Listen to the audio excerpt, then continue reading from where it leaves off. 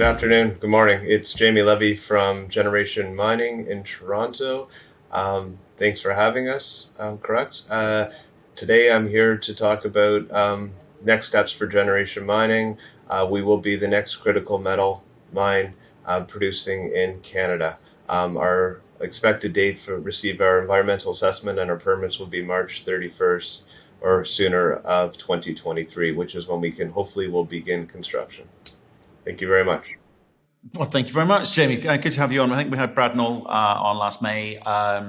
You guys have been busy, but you've also got a 50% sale on at the moment. Share price half of what it was when we spoke last May. What's going on? Well, misery loves company. We're not alone in that arena, but yeah, thanks for reminding me, because I look at my portfolio and I see how much I've lost lately. But thanks for reminding me on that. But needless to say, since this 50% haircut, which I probably can't afford right now because of the share price. But needless to say, we've done a lot over the past year and a half since last time Carrie Knoll was on.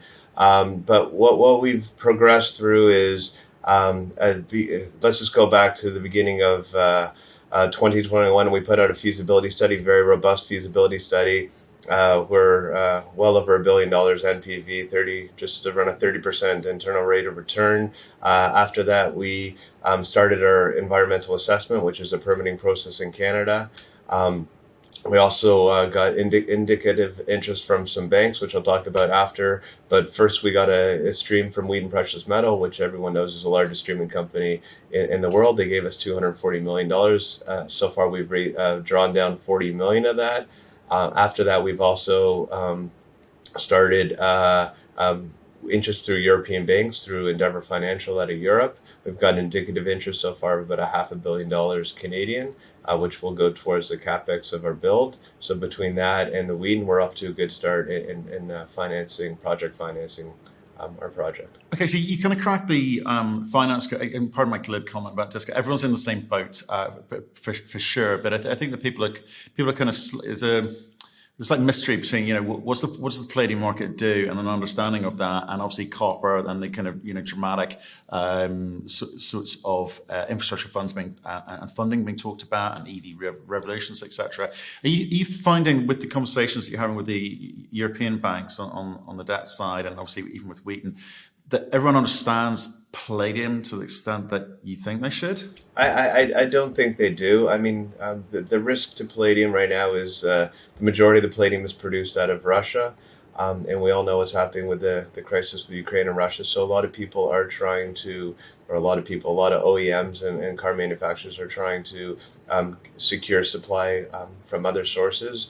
And we know Russia's probably just going to give it to China, which will give it to the world. But needless to say, there is a demand for clean palladium. And there is some issues in South Africa with strikes and some of the power down there. So it would be nice for us to get going so we could secure, at least for the North American or the Western economy, some secure supply of palladium. Right, so that's what's happening. That's the reality of the situation. But again, that's not being reflected in people's understanding of, you know, what you're going to be able to do in terms of taking advantage of that situation. So there's where do you think most of your trading is coming from? Is it institutional? Is it retail? I mean, who's playing? In our shares, I would say a little of both, probably more retail, but institutional is a little bit gun shy right now, and I think retail is as well. So I would say that the interest in our stock isn't where it should be.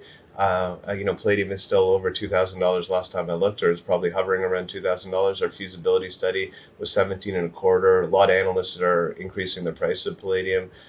So, you know, we have a robust project. I think people are waiting for a few of these milestones or catalysts to be triggered over the next couple months in order for them to want to. Okay. So help me with this. You kind of seem to have sorted a big chunk of the financing issue with regards to the kind of drawdown facility that you've got with Wheaton. The Endeavour Financial will presumably, you know, get you over the line soon with that. What are you doing? What are the kind of these sort of baby steps that you're going through in terms of delivering stuff on the ground? You know, and I noticed there's an acquisition of a mill from Hycroft? Was that what you bought there? Yes, we bought some mining equipment, a ball and sag mill down from Hycroft in Nevada. So we're trying to reduce the long lead time items, which are upwards of 100 weeks right now. So we purchased those. We haven't taken possession of those. We're hopefully going to take possession soon. We're also looking. We also purchased a construction camp in the town of Marathon, which is just under 300 beds. So we're trying to de-risk our construction period for our procurement. So What are the dangers there? Because I mean, obviously, it's good that you're kind of going through this process, but obviously, in inflation environment, etc., costs going up, supply chain issues, all the stuff that you guys have been dealing with for the past year. I mean, these kind of little shortcuts are good. Are they going to be enough to kind of ensure that your margins are protected? well, I mean, these are some of them. I mean, we're looking at other ways to reduce. Obviously, there's going to be cost escalation. Diesel has gone up, labor has gone up, food has gone up, lumber, steel has gone up. But I think with the increase in interest rates, those prices are coming down pretty fast right now. Our feasibility study isn't that old. It's only about 16 months old. So some of those pricings we had already priced in these increasing commodity prices. So has there been escalation? Absolutely. But we're trying to de-risk the timing versus predicting pricing. So, we will have a control budget probably by the end of this year or the end of January of 2023, where we'll have a more of a definitive idea what our CapEx escalation has been since the feasibility study was released. Right. And are you getting pressure anywhere else in terms of like whether it be hiring people or anything else? Those sort of long poles in the tent, which are dragging things out because time's money. We're looking to hire some people. We haven't seen that risk right now. Maybe some of the construction team could be an issue, but we haven't seen that yet. We're waiting till we de-risk this project by getting an environmental assessment. I can get into the timing of that later, and then some more finite terms from the government of when we could actually begin construction before we start to. Okay, because I think last time we spoke to Kerry back in May, it was permitting and the EIA, which at the time was like 12 to 14 months away, which is sort of nowish. Has that been delayed? No, it's not delayed. So the government has mandated, or not mandated, they can't change it, but November 30th will be the date that they'll give us our approval on or conditions on our environmental assessment. I mean, we're quite confident that they're going to give us an approval for the environmental assessment. There'll be conditions attached to that. That's what we've been negotiating the past month, that these conditions will not delay the start of construction. So our hope is it'll be November 30th or sooner that they'll give us their approval of environmental assessment. Right. Okay. And the construction period is how long? Remember? That is just the start of our permitting. After we get environmental assessment, then we have to apply for a few provincial permits. There's 3 key permits that we need before we start construction, and our hope is that we'll get those in the first quarter of 2023, so we can begin construction at that time. And the construction period is how long? We're anticipating around 20 months right now. Okay. So 2025. So again, I mean, I'll come back to the way the market's valuing you. You look at what your economic study says versus your share price. You've obviously hopefully are able to solve the problem of cheaper money, but the market is just not giving you the reward that it wants. What do you think it's concerned about? Because there's some sort of disconnect going on here, isn't there? I think people are uncertain if we can get agreements with the First Nations, which I believe we're progressing well along. One group in particular is Bidigan-Nishnabeg, which just borders the southern end of our property. We're hopeful that we'll get some. They're going to their community in the middle of November to ratify our our community's benefit agreement with themselves. I think people are waiting for that. People are waiting for our environmental assessment, which is again November 30th. I think people are worried about our capital escalation and our CapEx, and they're worried about that if we need to raise some equity, where are you going to raise some equity and where is it going to come from in order to start construction? So I think there's a few different things that are out there. And to be honest, I think the sentiment in the market is right now people aren't interested in buying developers right now.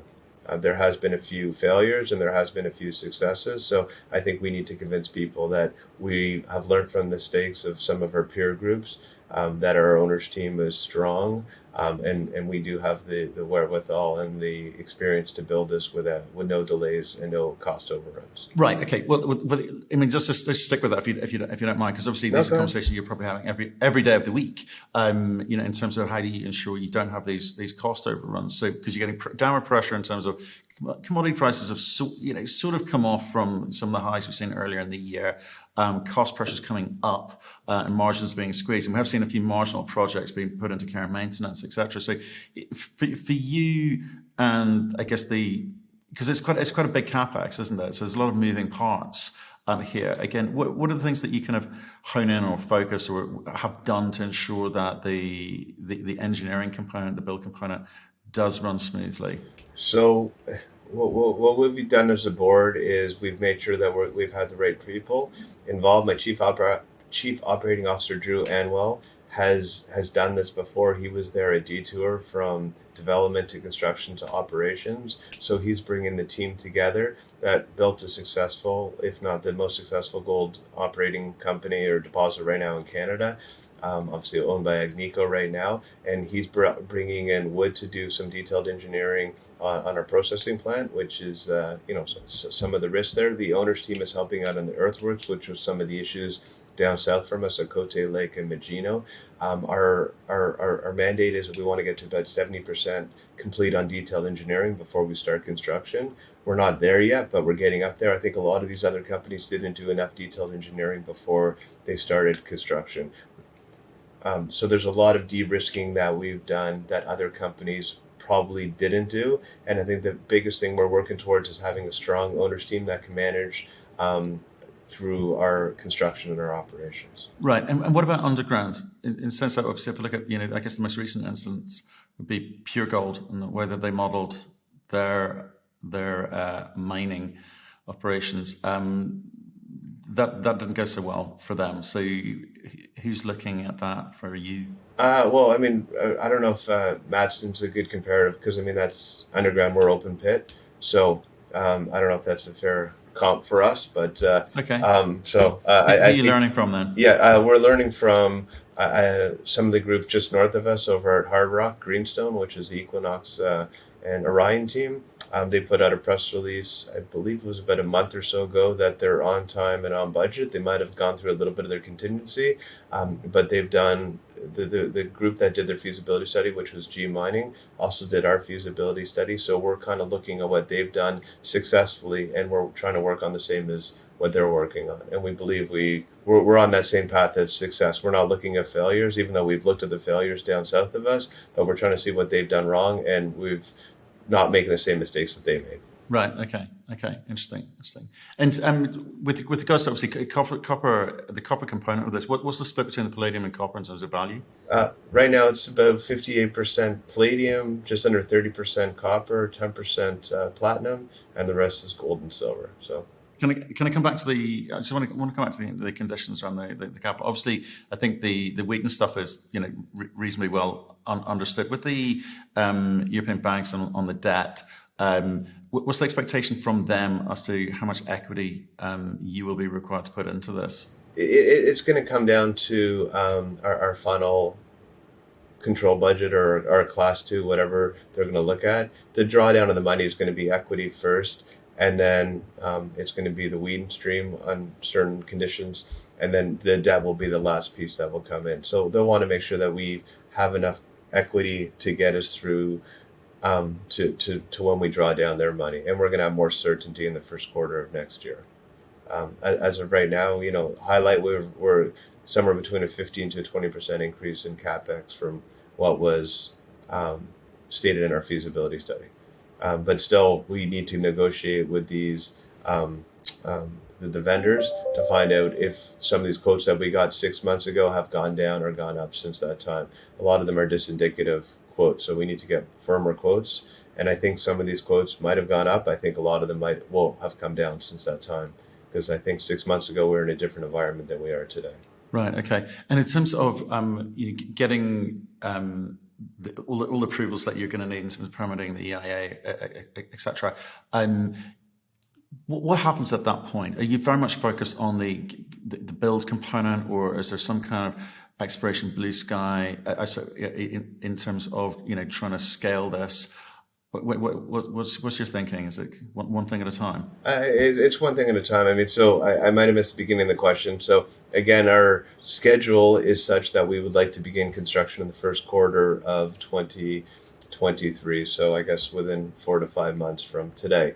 The first step would be harvesting the trees, which isn't very difficult, but that's what we want to do. The major construction won't start until the summertime, which would be June, July in Northern Ontario. So that's when we like to start. So through that time, there's many steps that needs to happen, and again, there's a schedule that my operations teams have given me, which is hundreds of pages, and we're asking for a short form so we can to kind of clarify to yourselves and the rest of the market what we actually are the next steps. But our hope is that the government, which in Canada right now, and I know the U.S. through the Department of Energy is putting a huge push to reduce permitting and to support critical minings in the Western world. So we're hopeful that these politicians can get involved and help out with our permitting and with the bureaucrats in Ottawa and Toronto,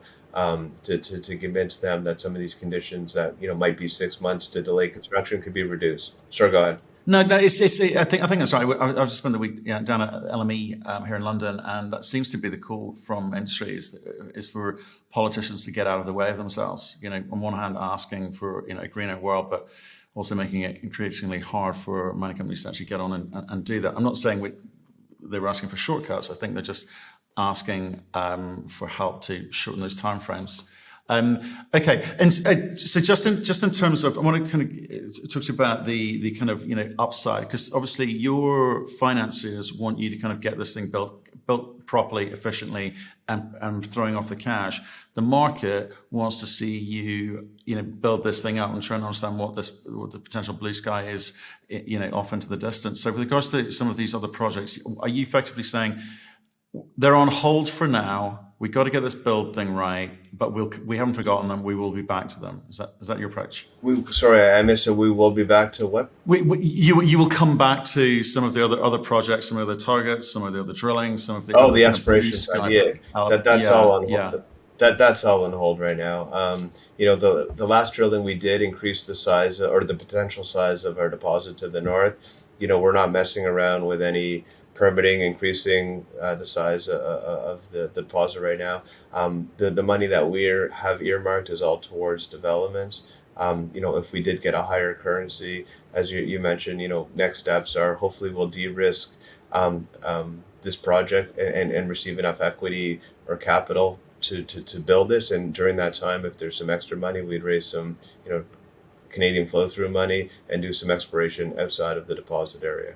But there's a huge potential for exploration success around this area. Okay, right. So what's your message to people looking in at this in terms of we kind of sort of joked, well, I did, sorry, about 50% discount here, but why should they be buying your stock, not maybe looking for the delights of gold companies who people are expecting to have some recovery in the short term? Why you? Why not someone else? I walk around a bunch of these conferences, and there's very few developers that are out there. There's a few developers that are out there for gold companies. I haven't seen too many developers for copper companies in North America, certainly not palladium companies. I think the only other one that I know that's going through a permitting process or development is Platreef in South Africa, which is Freeland. But elsewhere, I think we are the only project, critical metals, that is getting built right now. I think when people see, once it's built and de-risked, this project will be splitting out cash flow. We have about $1 billion the first 3 years in cash flow. And I think the success that people will see from this, we're trading at about 10% of our net present value. A lot of analysts out there are saying we should be trading somewhere between 40 and 60% of our net present value. So hopefully in the next short term, we'll get de-risked or we'll get re-rated from the analysts and from the market by getting our environmental assessment, us getting indigenous benefit agreements, and by getting the permitting into the start of construction. What should we be trading at? I'll let the market decide. But there's a company that or a group just north of us called North American Palladium. It got taken over by Impala back in 2019, right when we acquired this project from Sibanye. That was acquired for $1 billion, and people were very upset that they sold it for too cheap.